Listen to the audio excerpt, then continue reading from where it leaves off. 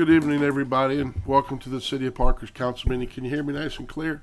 Yes. Please make sure tonight when you're talking, speak close to the mic because it wasn't all getting recorded last week like it's supposed to be.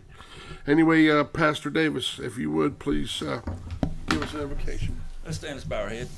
Father, we come to you and say thank you for your grace and mercy that you show us and how daily you load us with your benefits. God, we ask you, Lord, to let us reciprocate your grace and mercy, God, to our fellow members tonight, God. We ask you to come, Lord, as always, give us wisdom, knowledge. God, we conduct business tonight, God, to be to the glory of the kingdom of God. These things we ask in Jesus' name. Amen. I pledge allegiance to the flag of the United States of America and to the republic for which it stands, one nation, under God, indivisible, with liberty and justice for all. Please be seated. All right.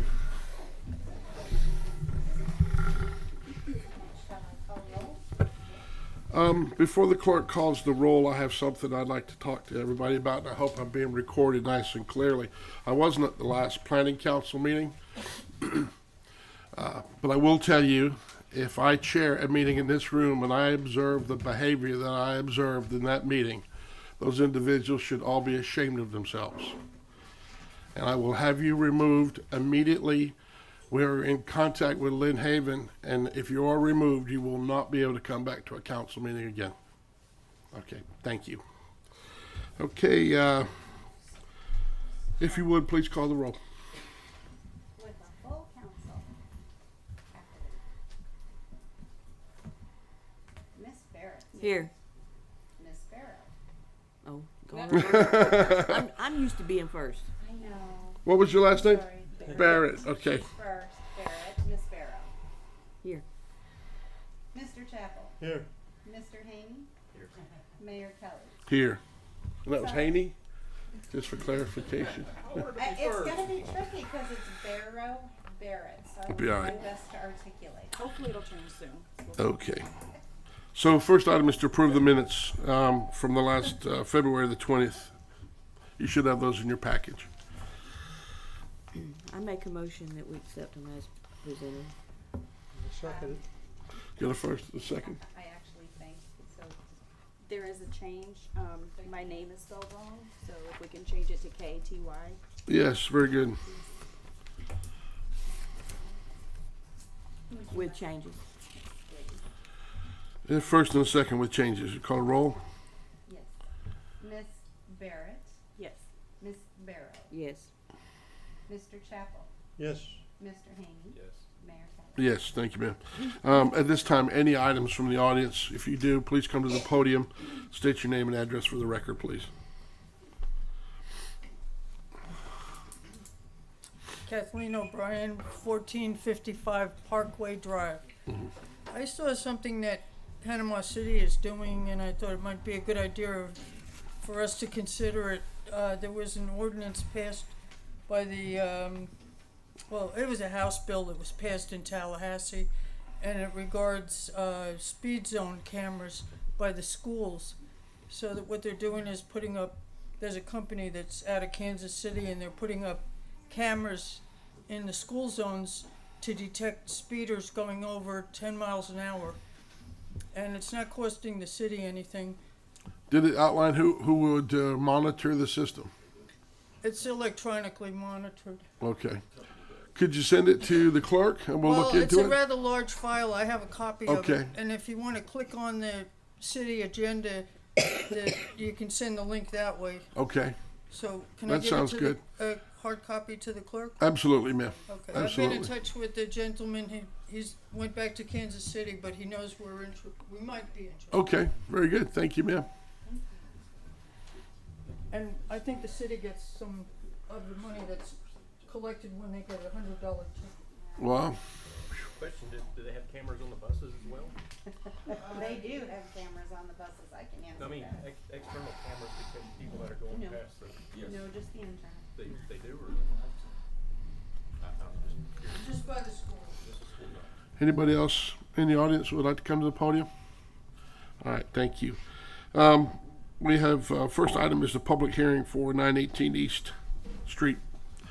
So If anybody has anything they'd like to discuss concerning this public hearing, I open the floor. It'll be quasi judicial, so you'll be sworn. So if you have anything you'd like to talk about, just come to the podium and the clerk will swear you.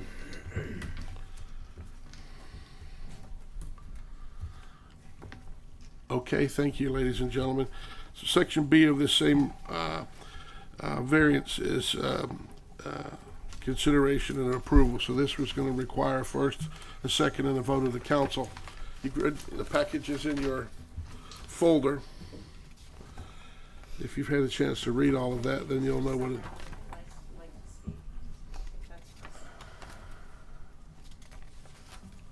Did you have anything specific, sir, that you want to talk about? I just wanted to, there was, Mr. Merlin, can I swear you in first? sure, go ahead. Do you swear and affirm to tell the truth to the best of your knowledge? Yes, ma'am. I just wanted to make sure that my variance was presented properly. There's been some question concerning it, and there's been some social media concerning it. Sir, I just asked the open floor and nobody said a word. Well, and like I said, I just wanted to address that and just let the council know, one of the main reasons I'm even applying for variances is because I met with a citizen that was kind of having the same issue that I've had. And I've talked about this for years, and we were both supposed to present our variances. And at the planning commission meeting, he did not fill his out and present it because he wanted to see how I was done, how mine was handled. And after the planning commission meeting, he instructed me that he would not be filling out a variance because he wasn't going to go through what I'm going through. That's a shame. And And it I've is.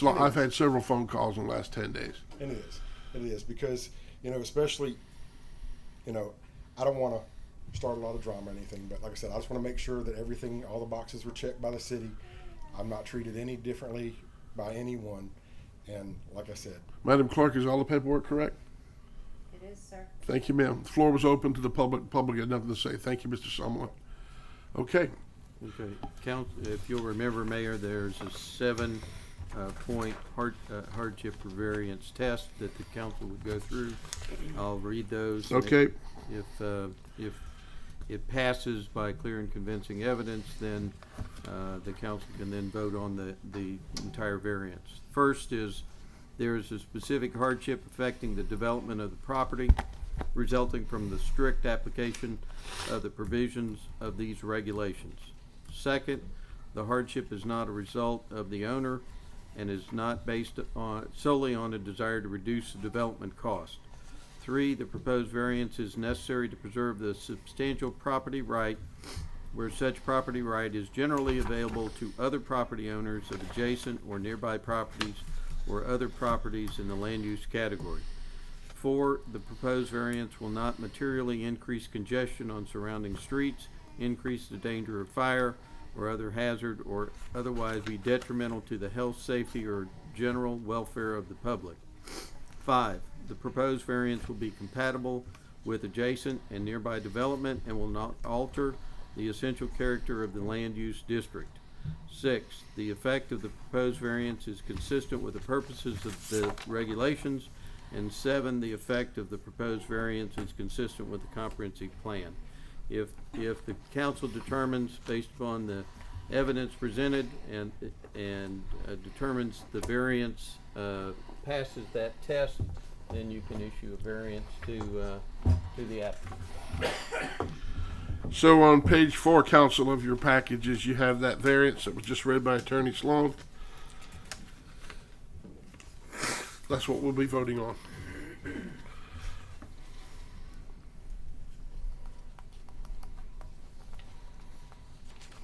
We just need a motion to, right?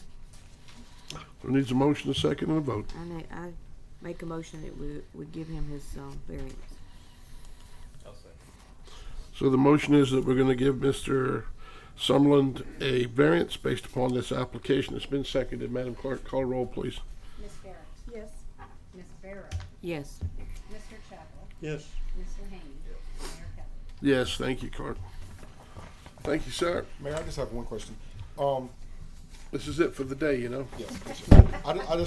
I just want to know, with this variance, how long do I have to complete this work before the variance expires? Tomorrow to Friday. You gotta have it done by Friday. We'll start charging you Monday. I don't know. How long is it gonna take you to do it? Well, I just don't know when the variance expires. I think it's 6 months. 6 isn't it? months. It's 6 months. It expires in 6 months. Okay. Thank you. And if you need to, you get an extension. Thank you, Mr. Summerlin. Well, let me ask you, if someone's variance runs out in that 6 months and they don't do it and they wait a while, do they have to come back to the council And do it go over. through the whole thing? Okay. That's what I thought. Is there a period of time? It's the development permit expires in 6 months, and the development would be part of the variance that he has requested. So that's where the expiration comes in. So if we have someone who does a development order and requests a variance, it's all part of the parcel of the same. Of the development order. Development order guides the That's correct. variance. Damn it, man. Mayor, what if they don't do a development order? Is there a development order required? What if it's just a variance application and no development's ever turned? Then it dies on the vine. It's got to. 6 months? 6 months. If they don't respond in the 180 days from the date of approval, and all it was the package, then the package is dead. That's correct, right? Well, You have to reapply. they would have to reapply, because if a development permit is not required, such as building a fence, let's say we're just talking about a de minimis building a fence, if it's not required, then you would still have the 6-month problem of the development. Okay, and then item 3, let's go to page 2. No, item 2, Mayor. I thought we just did, public hearing for ordinance. Mr. Sloan, this is you. Yes, sir. If you will recall, the council's intent was to impose a moratorium on off-premise signs. I prepared an ordinance. It was read at the last meeting, the first reading. Tonight, if the council so chooses, it would require a second reading and a motion to adopt. Got a motion to read? Second. Got a second. We call a roll for the motion. Miss Barrett, Yes. Miss Sparrow, Yes. Mr. Chapel, Yes. Mr. Haney, Yes. Mayor Kelly. Yes. Mr. Sloan? Ordinance number 2024-420, an ordinance of the city of Parker determining the potential need for changes in the city's ordinances, including its land development regulations, directing staff to actively pursue proposed changes, suspending and temporarily prohibiting the consideration or granting of permits for installation or construction of off-premises signs within the city, providing for an effective date and duration. So now you would need a motion to adopt. Yeah. Got a motion? Second. Have a second. You call a roll, please? Miss Barrett, Yes. Miss Sparrow, Yes. Mr. Chapel, Yes. Mr. Haney, Mayor Kelly. Yes. Okay, and item 3, it's just an open discussion for code enforcement. I open the floor, council. I believe it's obviously been 6 years since the hurricane, and after the hurricane, code enforcement was converted to proactive versus reactive. I think we need to go back to a little more reactive as far as code enforcement goes. There's been a lot of improvements to the city. I've been hearing complaints from people, if they park a tractor or a boat in their front yard, I guess they get a violation, which I would disagree with, because it's their property. They should be able to do what they want to their own property. The biggest problem I see right now is the issue with garbage. Cans left on the side of the road, which council years ago agreed to have citizens move their garbage cans back to their residence after the pickup. Because now we're seeing full cans of garbage on the side of the right of way, trash blowing all over the neighborhoods. Many townhouses appear they don't even have any garbage pickup whatsoever. And years ago, we also decided that you must have garbage pickup before you can apply to get your water and sewage turned on. And I don't see that anymore. So that's a big concern of mine. I believe Town Parkway and Business 98 should be their main focus, as well as the garbage and so on and so forth.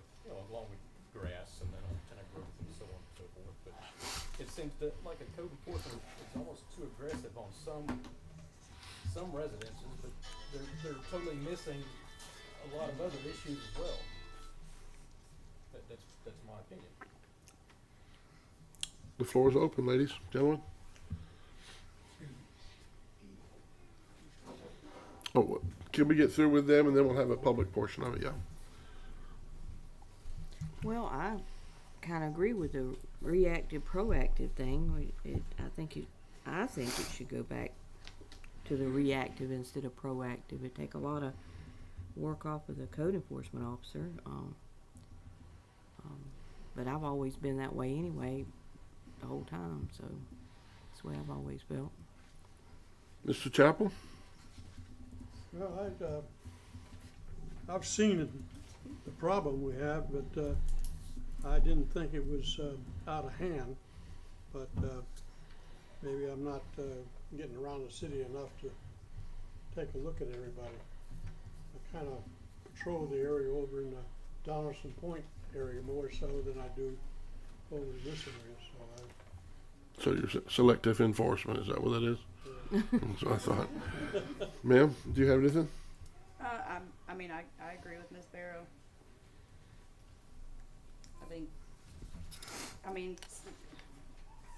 I've seen it a little bit here and there, so I think it does get a little bit out of hand. So, that's just my opinion. Well, before you speak, Can I ask a quick clarifying question? sure.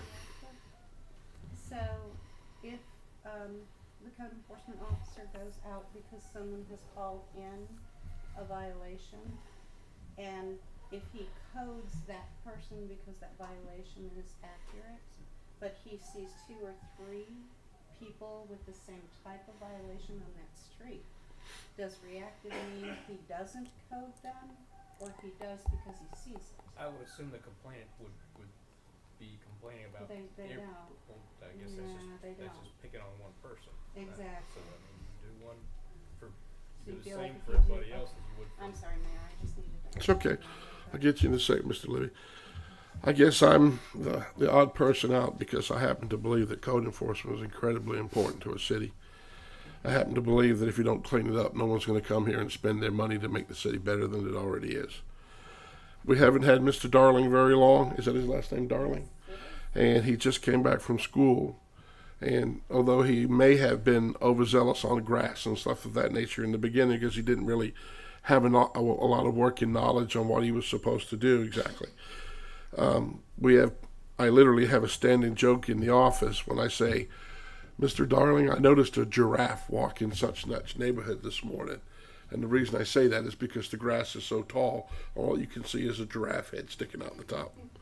So we can do it anyhow you want to do it. I'm going to open the floor to the public in a second, and we can change it to whatever you want to change it to, but I am opposed to changing it because the one thing that you do when you ask your neighbors to report on neighbors, that happened in World War II, and it doesn't serve them people well. All that does is cause that then means that whoever gets the complaint is entitled to see who the complainant was. And I think that causes conflict. And if there's somebody that doesn't like you, they can keep calling it in and calling it in and calling it in for a multitude of reasons. Mr. Libby? Well, they have to give their name. That's the law.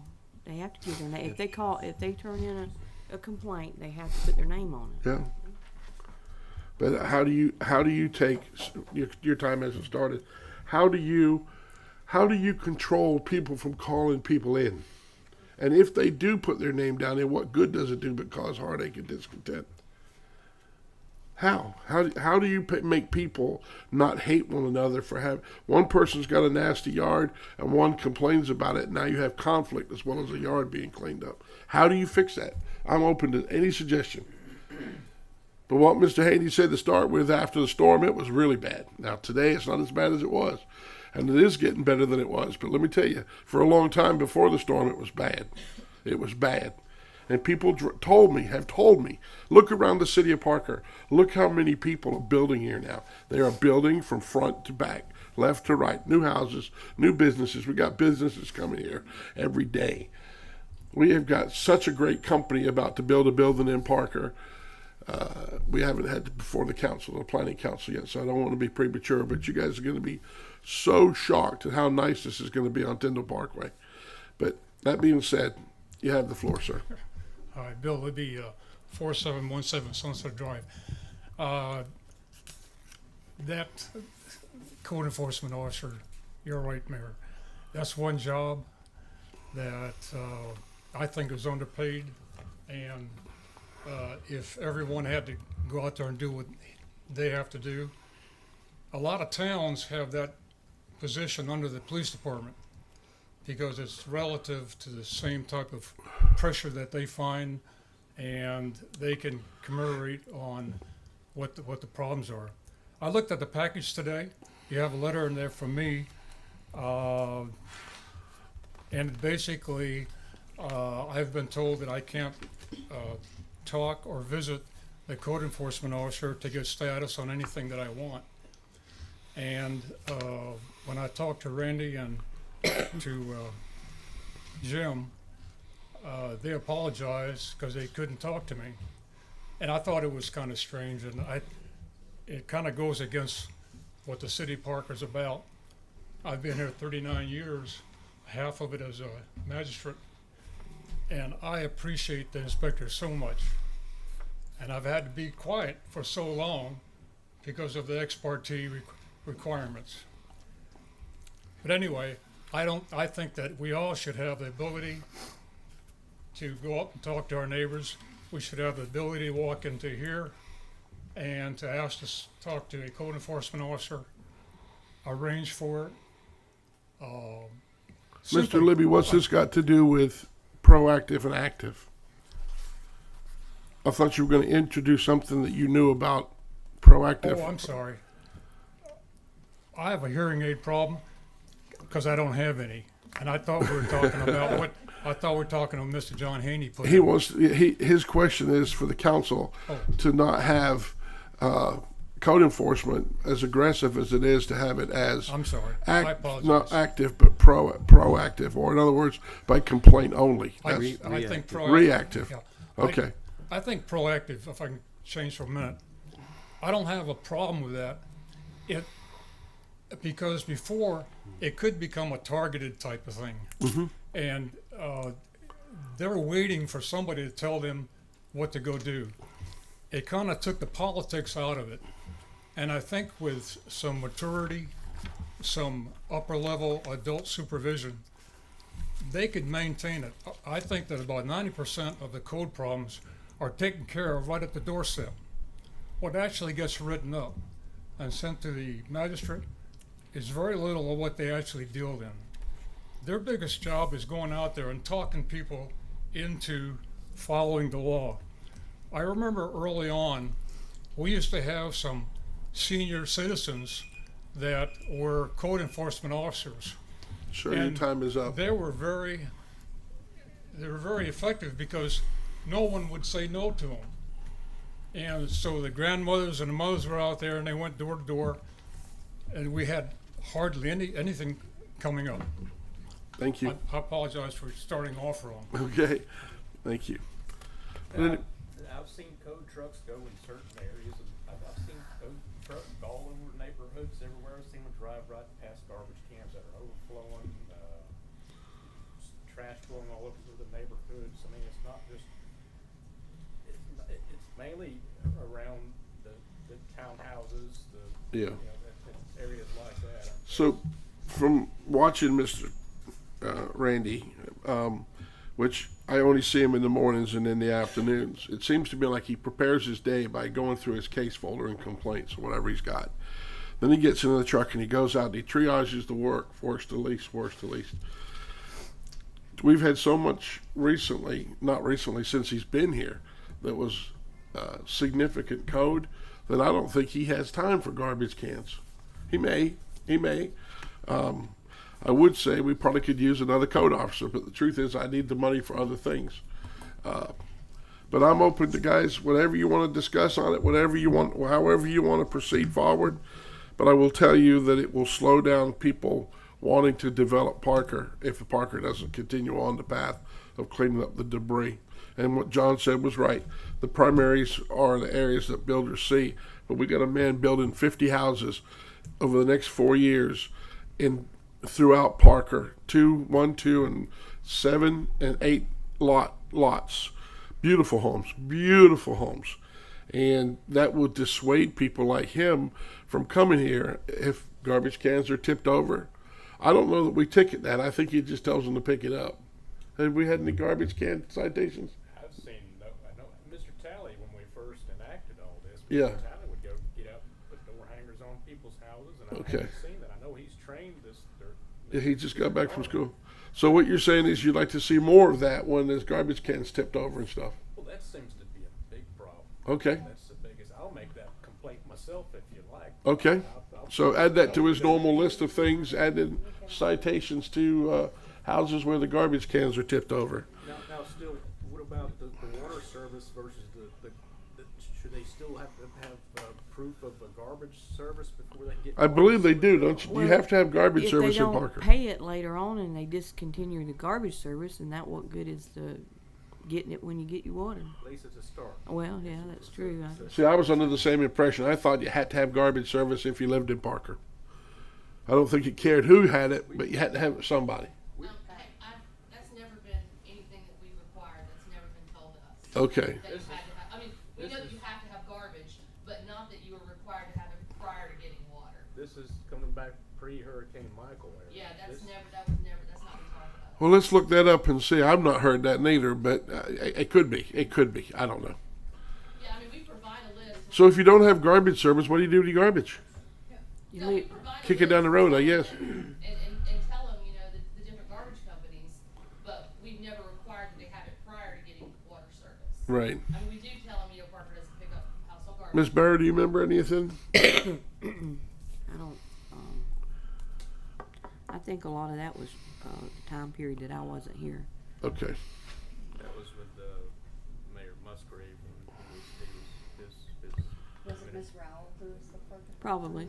Probably. That's why it was wrong. I think we've run her off before all that. Well, she might have been around that time. Do you Sounds wanna like all of you are as sick as me. You Sir? want to hear from the code officer? He's here. Is he here? Where is he? He's in the back. Oh, I see you back there. Not particularly. Go ahead, come up. Are you good?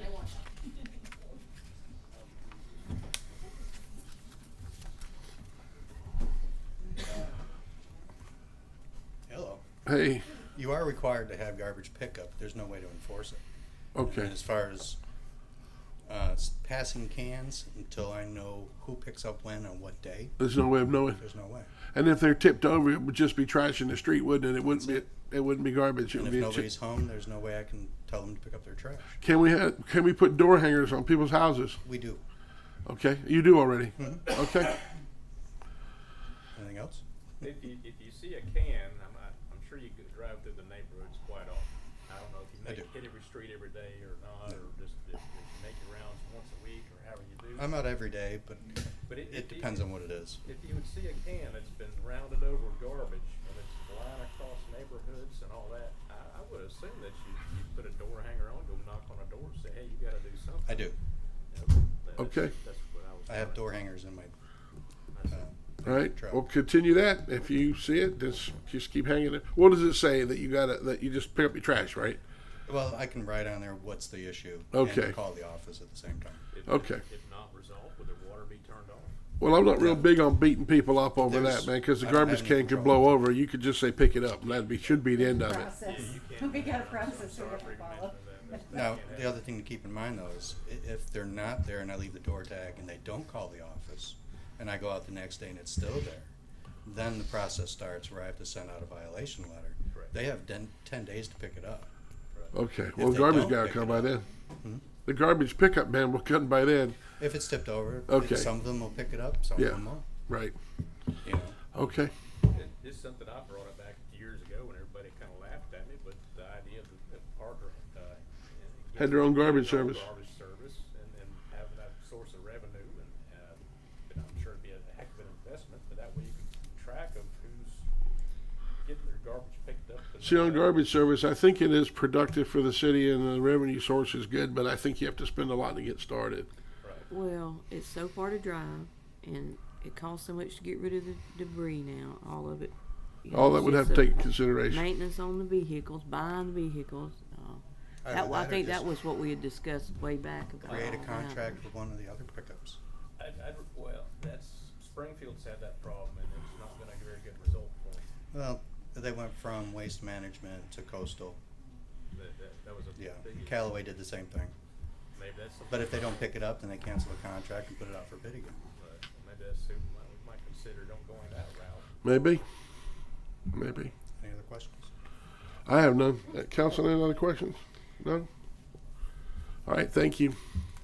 Well, I would like us to have a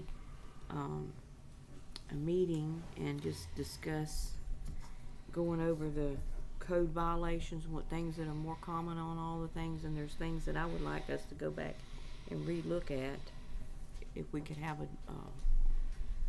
a workshop and just go over and discuss some of it. Okay. What would you like? When would you like to do that?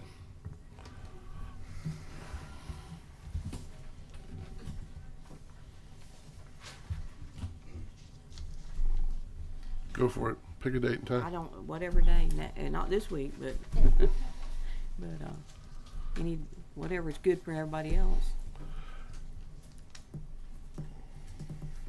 What about after the next council meeting sometime? So our next council meeting is on the 19th. Would we, 20th, 21st, 22nd? 22nd? What day is that on? that's a Thursday? A Friday? 21st on a Thursday. Yeah, Thursday. 21st? I may not be able to make a Friday meeting. Yeah, me No, either. that's 21st, Me either. Thursday. Can we do a morning? Can you do morning, John? Or is afternoon better for you? 0600 on the 21st. I'm really grumpy in the morning, but I'll be here. Oh. Okay. The 21st, you said? Yeah. What time's good, Miss Barr? If we do, 10 o'clock? That's Perfect. fine. Is that good for you, That's fine. Mr. Chapel? Okay. On the 21st. So it's a workshop for code enforcement that day. okay, on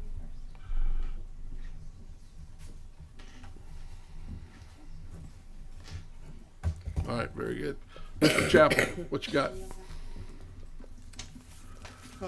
Yes, I'll talk a little bit about Easter egg hunt. Get my notes here. We're gonna plan on doing the Easter egg hunt at the Memorial Park on the 30th, which is a Saturday, at 10 o'clock. We'll have the hunt. We'll hide the eggs, start hiding the eggs around 8 o'clock. As far as stuffing the eggs, I got permission to go ahead and use Parker Lodge. We've got some big tables and stuff like that. We can do, spread everything out. I put down 5:30, but if that's not a convenient time, we can do it any time. And 5:30, what day, sir? That's a Monday. Do you still have the eggs? We've got The 2,500 eggs. Okay, and I still got all the stuff. We don't need eggs, but we do need candy. I got this. I still got the stuff we took out of the last ones Okay. that we can put back in them again. We should have just left them in there. I- The 24th, is it the Monday prior, sir? Yeah, it's a Monday. I mean, Monday prior is 25th. 25th, that's a 25th is, Tuesday. Monday's the 25th. no, March. We're in March. Oh, I'm in 2025, never mind. She's next Easter. I got a big. She's ready for calendar. next Easter. You're right, I'm skipping ahead. You're gonna dress up like the Easter Bunny? 25th, okay. He's a wacky wabbit. That's something my Easter bunny that we've been using, Passed away. he can't do it this year, so I'm looking for somebody to Told dress you. out as an Easter bunny. As far as the candy goes, I've allotted $500 for candy. If you buy candy, please bring me a receipt, and I'll pay you for that. I'm buying pecan trees for the park over here, and they're a little more expensive than what I thought they were gonna be. So, I had to cut someplace and, You let the kids suffer. yeah, Hell with the kids. well, 60-foot pecan tree. the pecan trees, be developed, and, that'll be something that, citizens of Parker can. when they- Shade under. Yeah, they can go out and beat the squirrels. and, They've pick been, up. I see them doing that. So, So you would like candy donations as well? well, How many eggs do we have? 2,500. Holy moly, okay. Now, they're all different sized eggs. 5:30. That's for stuffing. He's talking about that's for stuffing. At the Yeah. Masonic Lodge. Okay. Hopefully this year that it won't rain, so we don't have to unstuff them. I think we should go with it this year. If it's raining, we should do it anyway. Oh my goodness. The kids won't care. Last kids year won't we care. had to go and unstuff them, and we gave the candy to the school, Parker School, and I guess the principal passed it out to the kids or so. But so the candy didn't get waste, but it wasn't for the purpose what we were planning on doing. But we want the candy to be Fresh wrapped and not individually. not wrapped or used, whatever, not yeah. used candy. Don't get chocolate. Chocolate melts, and try to get hard candy or something that's not going to melt. Mr. Haney, you got anything for us? Okay. What was that noise? It sounded like Smegosaurus or something like that. Ms. Barrow? I got a question. Where are we at with the water line on Tyndall Parkway with the properties we were getting permission to put the water line Yeah, down? that's the Where SRF loan. We're proceeding forward with that. It was approved by the state for the $7 million, and the commitment for ad valorem's been dedicated to that. We're down to 3 that I'm aware of. Mr. Chappell, I'm sorry, I won't put you under the bus. I have one on my desk that's supposed to be signed tomorrow in front of the notaries, and I have 2 pieces of property on my desk that the property owner refuses to sign or has made no attempt to sign. So where do we go from there? We just go and put it down? And Well, I've asked Mr. Sloan to do his magic.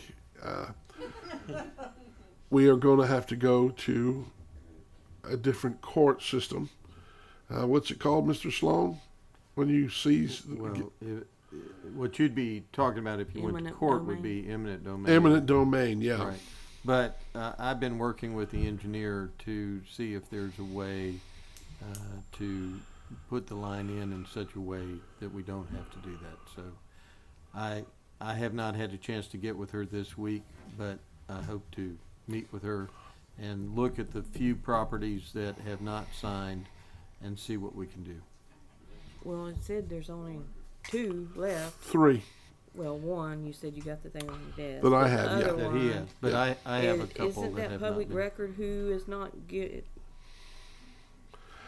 signing these things? So what we did was about 2 months ago we had a meeting at the attorney's office, and we divvied up the forms that were necessary for each person to sign. And out of the pile that I had, I think I had the biggest pile, to be honest with you. I've got everybody done except for the 2. And one of them, I actually have been to their home, and hopefully that'll be resolved tomorrow. The other one, I have no solution. But I have a couple, gonna Ms. be, Barrow, that I've been working on independent of the mayor. And I should know whether or not they're gonna be signed within a week. Okay. But I will tell you, we're moving forward no matter what. Those individuals that do not allow the line to go through their property, that line may not go through their property, but we will make a track for it to go someplace, even if we have to dig up Tyndall Parkway. But if they want water off that line in the future, then they'll have to pay the city of Parker to tap into it. It won't be $10, I promise you. Because this is a main bore line. What size is it? Is it a 10? 16? 8 inch. 8. It's an 8. Well, if I'm not mistaken, the ones that the 2 pieces of property that one person owns sit in a meeting in August, in a 5th Tuesday meeting, and swore up and down that they had already given the paperwork to you. That is and not taken- true. That is, as I of, know as that. of today, I'm it's not just saying true. what that person said in that meeting, and Yes, ma'am. it was all done, and you should have already had it, and it was, if it wasn't, going to go by and take care of it, and now here we are, many months later, and they refused to sign the paper. So I think it's whatever the city has to do. I think we need to do it, and and get it done, because Well, we that's need holding up that everybody water else. on all of the parkway. It's going to put some places that don't have water will have water. Some places that have no fire protection will now have fire protection. It will definitely benefit the city, definitely. But that's all I have on that. I just wanted to clarification on it. You're good? I've got one small item just for you to think about. Mr. Sloan's going to help me out here. He don't know it yet. But in cities where large construction happens, you generally don't expect the population to pay for the advanced fire protection. I'm proposing to you, council, that we, in our development order, add a paragraph, or Mr. Sloan will add a paragraph, and we'll approve it, where new construction will have to pay for a portion of a vehicle for fire protection. Our oldest truck is 22. This next building could be 4+ stories tall. When that happens, we will need some kind of an aerial device. It's good for lots of things. We could use one for the apartments. We could use for mutual aid. We could borrow Tyndalls, but the problem with borrowing Tyndalls is if they're already using it, we need it, we can't borrow it. So what I'd like for Mr. Sloan to do is to get some paperwork together for you to review. And it won't cost the citizens of Parker a penny. All we'll have to do is tell each developer that they've got to pay X amount of money based on whatever the mathematical formula is in order to build that 200-room hotel, in order to provide fire protection for a multi-story building. With this new water supply, we're going to have a looped water system that provides double the fire protection that we ever had in the past, double the water pressure for your homes, all PVC, no ductile pipe, no iron, no nothing, all top of the line PVC, brand new. And I'm proposing that we find a way, there is a way, we duplicate the way that other cities have done it, and we get that aerial device paid for by the developers as they start to move into the city of Parker over the next 3 or 4 years, maybe longer, maybe less, I don't know, but I feel like I'm letting you know now that that's what I'm going to bring to you. I don't know when it'll be, but sometime very soon. It may come in the form of a development agreement. maybe. Yeah, a development agreement. We've talked about this. Go ahead, sir. Would that, I'm trying to think of, was it ISO rating that the fire? We have a really good ISO Yeah, rating. would that We missed include that a 3 by 1 point, but with these bigger buildings, it will increase that. You see what I'm saying? And but having extra water brings it down because it's a mathematical formula that they use. Water's half the grade. And then the second part is the ability to be able to reach. Now, interior built. Someone said to me, "Well, all the hallways are going to be interior because it's a hotel, not a motel." That's true. That's true. Except for how do you get people out when one middle of the building is burning and it's blocked off from the exit? You know, may need 2 engines. Might need an engine / pumper. That's what we're looking for. I'm sorry, an engine / it's called a quint, the ability to have a ladder and a pump all at one time. So it would be the primary fire truck, but it would also have the ability to be able to use a ladder. I think Ms. Barrow suggested parachutes at one time. Was that you said? Parachutes? Is that what you were going to do? I don't remember. I don't recall that, but Somebody did. That would be Miss Hutto. We don't have bed tax. So without bed tax, we don't have the Blind ability squirrels. to get new equipment like they do at the beach. So, yeah. All right, ladies and gentlemen. I'm sorry, Madam Clerk. No, that's fine. I just want to let you know, don't head out right away. I have a couple of things to hand you before you leave. I'm going to go grab them when we're done. Thank you.